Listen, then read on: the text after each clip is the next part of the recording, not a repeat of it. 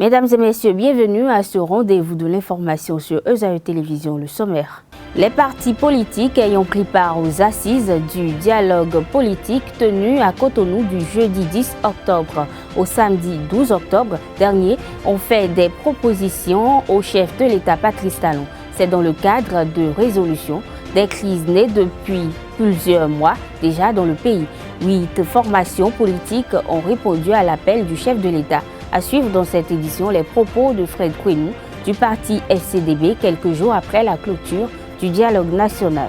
Les conducteurs de taxi-moto exerçant à Cotonou sont souvent sollicités par les citoyens de la ville. Cependant, le manque d'entretien corporel et vestimentaire constaté chez certains indispose les clients. Ils en parlent dans ce journal.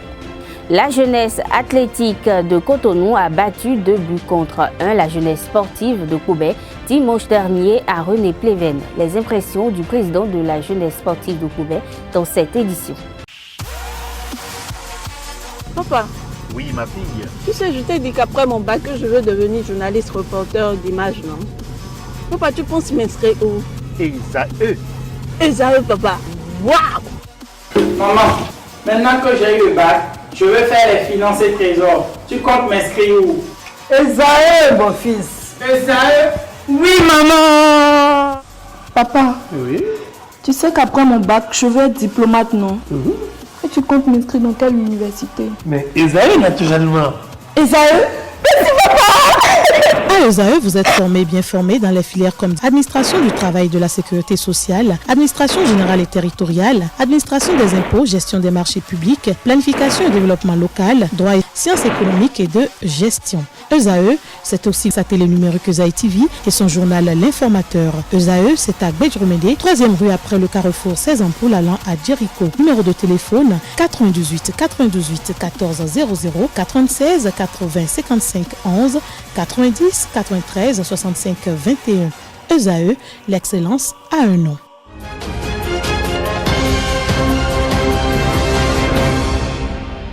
Après 3 jours d'échange, les assises du dialogue politique tenues du 10 au 12 octobre dernier au Palais des Congrès se sont achevées sur un ensemble de recommandations que le président Patrice Talon a pris l'engagement de respecter. Les élections générales anticipées en 2020 ou 2021, précédées du toilettage de la charte des partis politiques et du code électoral, sont quelques points ayant obtenu un consensus lors des échanges. Les 96 délégués de cette assise destinée à dégeler la crise électorale et post-électorale au Bénin ont également retenu des mesures en faveur du financement public des partis politiques. Pour plus de détails, suivez le rapporteur général Victor Prudent Tokpan. Sur le renforcement du système partisan et du processus électoral aux fins d'assurer la prépondérance des partis politiques. La réflexion a été abondante sur le rôle primordial des partis dans le système politique. Évidemment, il n'y avait que des représentants de partis, donc ils ont fait la part belle aux partis. Ils ont demandé à ce que les élections soient l'affaire des partis politiques avant d'être l'affaire des candidats indépendants. Ils ont donc convenu, premièrement, de l'institution des élections générales. Des élections générales. Et de ce point de vue, les réflexions sont allées dans 2 directions. Le rôle de l'argent et surtout le coût des élections en République du Bénin. Il est apparu très clairement qu'en faisant de la politique comparée, le Bénin avait probablement les coûts d'organisation d'élections les plus élevés. Et dans un pays comme le nôtre, la moyenne investie dans chacune des élections en fonction de la nature des élections, c'est de 10 à 20 milliards de francs CFA. Il suffit simplement qu'il y ait 3 élections, 4 élections au cours d'un mandat pour que nous ayons à consacrer 40 milliards de francs CFA, rien que pour les élections. Les partis en ont conscience. Ils ont estimé que ça avait un coût économique pour le Bénin. Les délégués ont également eu droit sur les conséquences psychologiques, physiologiques et physiques des campagnes électorales sur non seulement les candidats eux-mêmes, mais en plus sur leurs familles. En conséquence de quoi, ils ont estimé que pour réduire le stress qui en découle, ils sont tous favorables à l'organisation des élections générales afin de limiter les hypertensions que beaucoup d'acteurs politiques traînent au Bénin. Et enfin, ils ont eu tous conscience de ce que l'administration publique béninoise est plus ou moins paralysée pendant la période des élections et ça peut durer plusieurs semaines. Ils savent aussi que cette absence dans les administrations a un impact économique que les économistes savent mieux que nous calculer.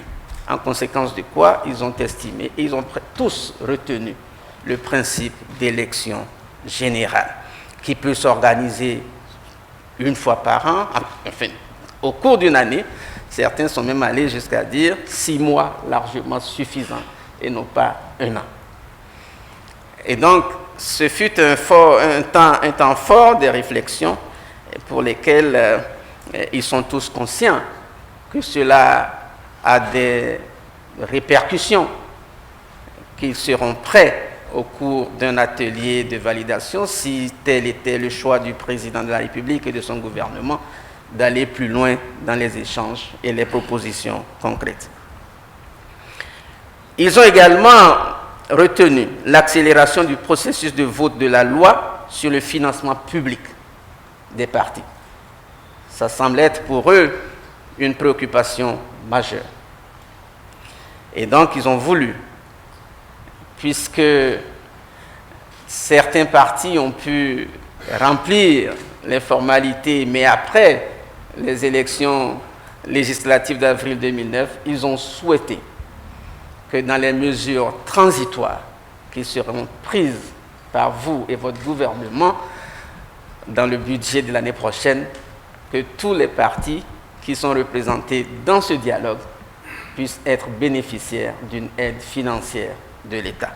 Dans le cadre du dialogue politique sur 9 partis politiques invités détenant une existence juridique, 8, dont le FCDB, ont répondu présent. Le parti politique Force Cori pour le développement du Bénin, FCDB, a pris part aux dites assises avec une délégation composée de 30 membres influents du parti. Fred Adriano Huenou, membre du dit groupe politique, a révélé les raisons de la participation de son parti. Il apprécie également le contre-dialogue qui a eu lieu au même moment. Il est ici au micro d'Abdelkader Achiro.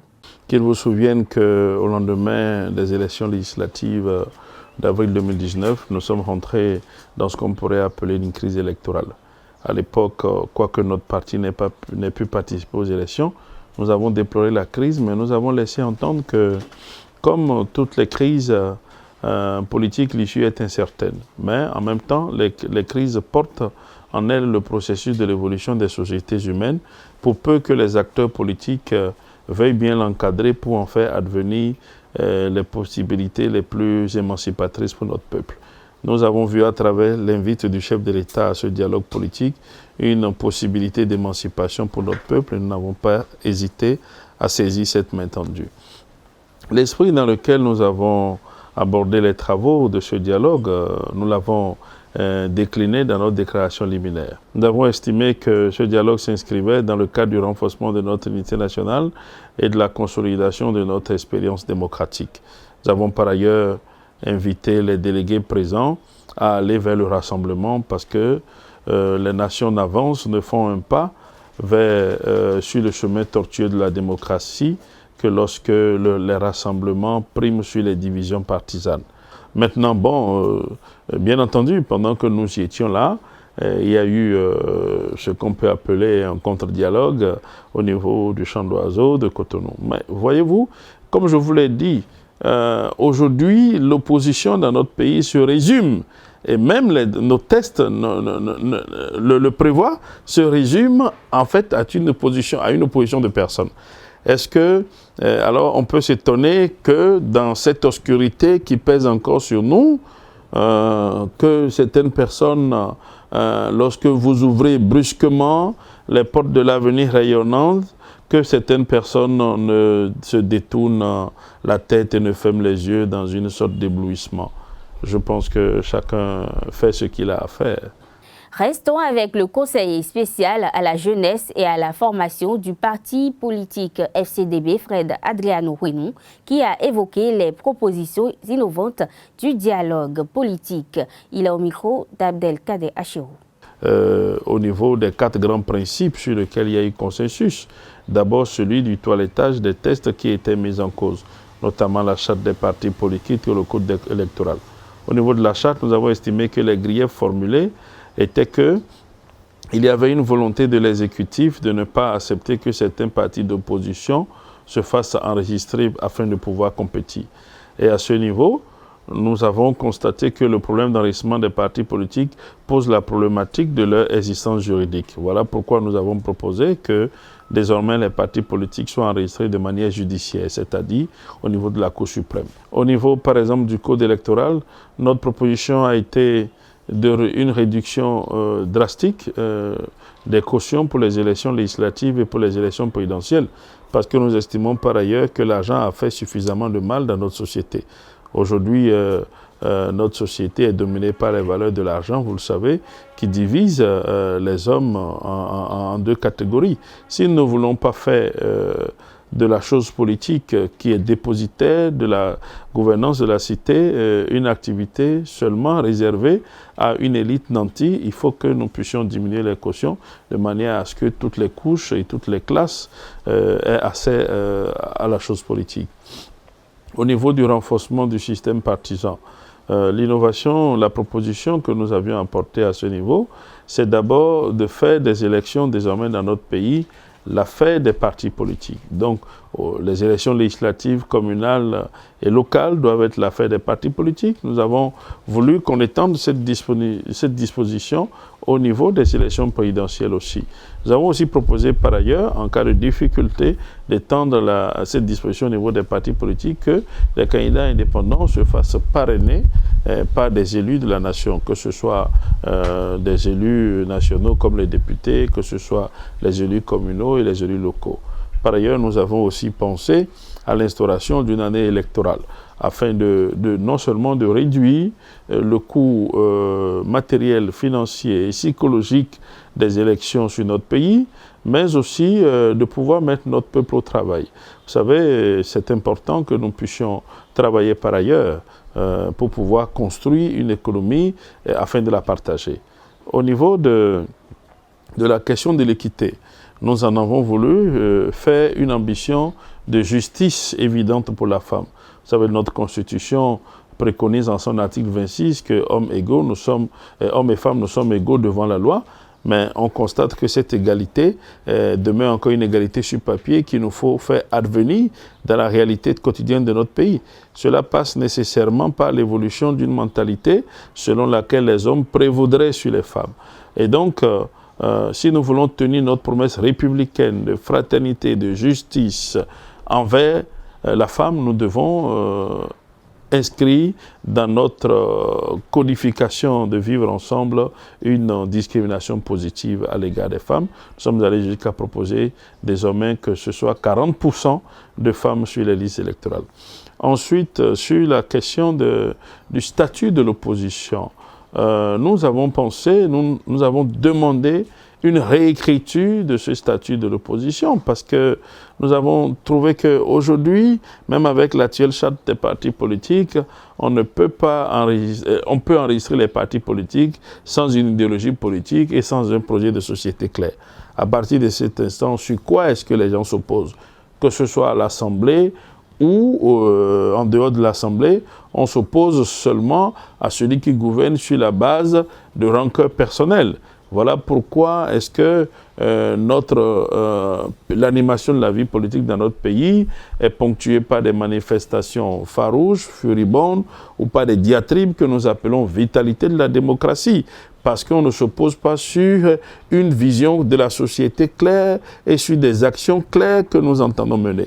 Et donc, nous avons demandé qu'on puisse réécrire la charte des partis politiques dans ce sens, afin de permettre qu'une opposition se dégage clairement sur des principes de gouvernance. Couronnée Miss Tourisme 2019, depuis le week-end écoulé au terme de la phase finale, Gypsy Omao va représenter le Bénin à l'international pour le compte de la compétition Miss Tourisme World Africa. Elle a remporté le trophée devant les Miss Tourisme départementales et les 6 ambassadrices élues parmi les Miss départementales face à un jury de connaisseurs et un public averti de la chose culturelle. C'est Azalaï Hotel qui a abrité l'événement. Le compte-rendu est signé Carles Kitome.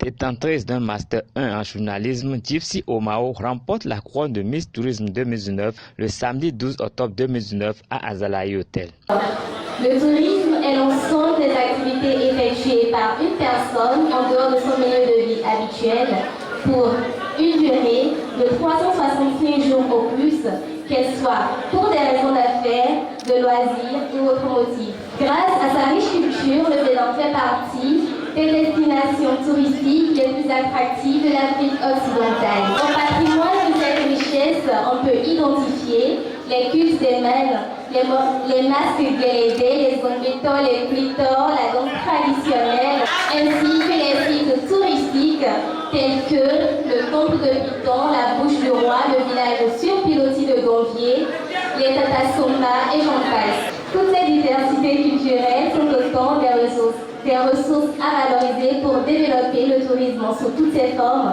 principalement le tourisme d'affaires, de loisirs et de soins. Bien que ces valeurs et atouts touristiques se répartissent à travers tous les départements du territoire national, il est à déplorer que le Bénin ne tire que 0,7% de son PIB du secteur du tourisme. Il est donc évident que le vaste champ touristique qu'est le Bénin reste un potentiel largement sous-exploité. Des projets à long terme s'imposent donc pour un tourisme durable. Et comme on le dit si bien en anglais, a country can only be promoted by its custom features and Benin has a story to square. Gypsy a dévancé les Miss Tourisme 2019 des départements du Bénin et succède à Huguette Diane Toinzou. Gypsy Omao a été choisi par le jury composé de Fortuné Sosa, de Rachel Agbossou et de Tony Nyambore à travers l'exécution d'une danse traditionnelle de son Alibori natale, la présentation d'un projet de développement touristique et le thème de l'édition.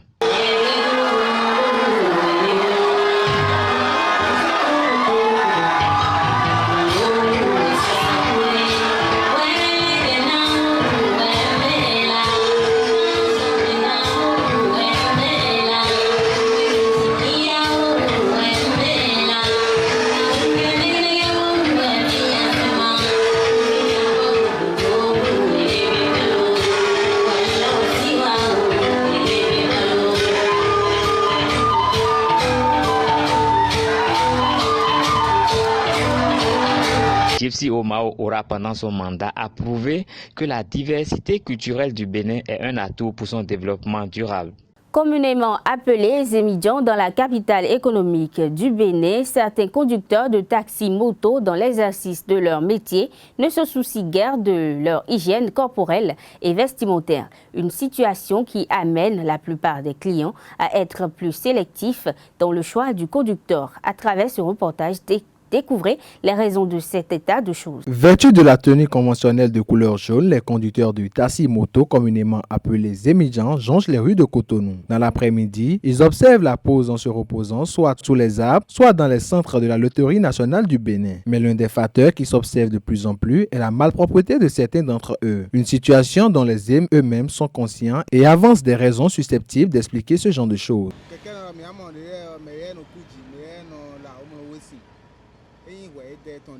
On voit certains conducteurs de taxi moto qui sont propres, mais par contre d'autres ne le sont pas. Ce n'est pas de leur faute. Tu verras certains qui sont sur des motos sales. Or, ils ne peuvent pas être propres si leurs motos sont sales. Certains se lavent bien avant d'aller au boulot, mais par contre d'autres ne le font pas. Ceux qui ne se lavent pas, c'est ceux-là qui passent la nuit au clair de lune. En principe, celui qui quitte la maison doit forcément prendre sa douche. Il y a des gens qui venaient de village, qui ne savent pas comment on s'habille. Il y a des gens qui venaient de village, qui savent comment on s'habille. C'est la propriété de l'un et l'autre. C'est que si tu es propre dans ta maison, si tu sors, tu dois être propre. Du côté des clients, c'est les aspirations. Ils condamnent cet état de choses et identifient la propreté corporelle et vestimentaire des conducteurs comme l'un des facteurs déterminants dans leur choix lorsqu'il s'agit de faire appel à leur santé. Ils évoquent également quelques exemples de situations embarrassantes vécues avec des conducteurs présumés malpropres.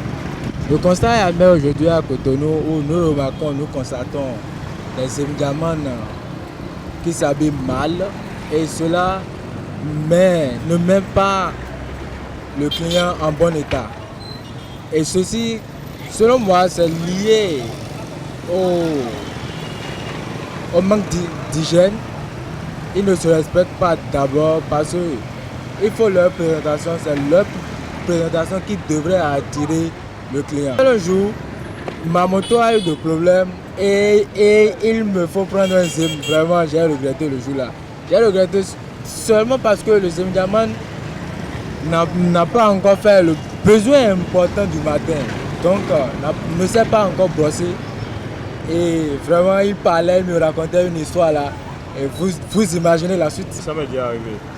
Et puis, en fait, c'est très mal à gérer. Parce qu'à chaque fois qu'il parle, tu as la mauvaise haleine que tu ressens.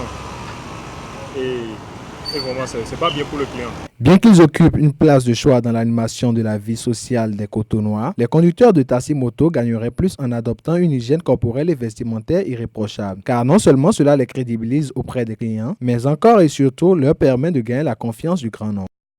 ESAE Football Club joue sur 2 tableaux en ce début de saison. Toujours en lice en Coupe de la Confédération, le vainqueur de la Coupe du Bénin 2019, nourri de modestes ambitions, envie alors Ligue 1 cette année à cause de certaines contingences. Le directeur sportif Quentin Didavi s'explique.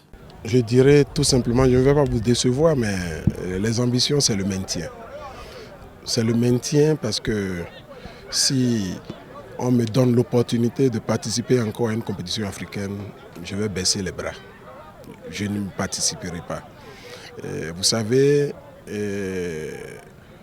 lorsque vous participez à une compétition et que après chaque match vous saignez, je crois que il vaut mieux que vous vous rabattiez sur votre championnat. Nous sommes déjà dans la compétition, nous irons jusqu'au bout. Mais si on doit continuer de compter sur nos propres forces, sur nos propres moyens, je pense que je préfère laisser les équipes de société qui ont les moyens de participer à la compétition africaine. Lorsque vous attendez, disons, quelque chose que vous n'avez pas et que vous persévérez, vous vous dites que demain sera bon et que c'est la même situation, je crois qu'il vaut mieux jouer pour être maintenu dans le championnat. Bon, c'est vrai, si ESAE a une ambition, je crois que nous sommes préparés pour. Nous sommes actuellement l'équipe qui est beaucoup plus en jambes au niveau des équipes béninoises. Vous l'avez vu ce soir, tout le monde n'a pas joué. Nous sommes donné même le plaisir, le luxe de sanctionner nos meilleurs joueurs. Il y a 2 ou 3 meilleurs joueurs que nous avons sanctionnés qui n'ont pas joué ce soir. Et malgré que nous avons intégré les nouveaux, vous avez vu que le cap est resté, ils n'ont pas été si mal. S'ils devraient concrétiser toutes les actions qu'ils ont, il y a longtemps que le match serait plié. Donc l'équipe est toujours en forme. Nous pouvons tenir, mais vraiment, ne me demandez pas ce que j'attends de cette saison. Je n'attends que le maintien. Un Didavi peut en cacher un autre. La jeunesse sportive de Pobet Club Tufraené, Bruno Atudi Davis s'est incliné dimanche dernier face à la jeunesse athlétique de Cotonou, un but contre 2 lors de l'acte 1 de la Vitalor Ligue 1. Cette défaite concédée dans les derniers instants du match ne l'inquiète pas outre mesure.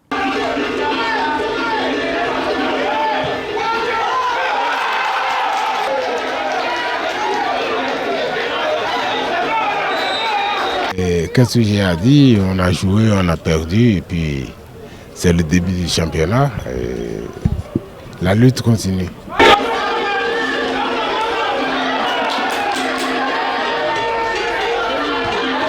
Si, les ambitions demeurent. C'est pas parce qu'on a perdu le premier match du championnat et que nos ambitions ne seront plus d'actualité. Et pour le moment, nous continuons, nous allons demander au staff et autres de continuer de travailler et on verra bien la suite. On a un contrat d'objectif et c'est pas parce qu'il a perdu le premier match du championnat qu'on va se dire que ça ne va pas, mais on vient de commencer et on verra bien. Mesdames et messieurs, c'est sur cette note sportive que nous bouclons cette édition. Merci de l'avoir suivi. À bientôt.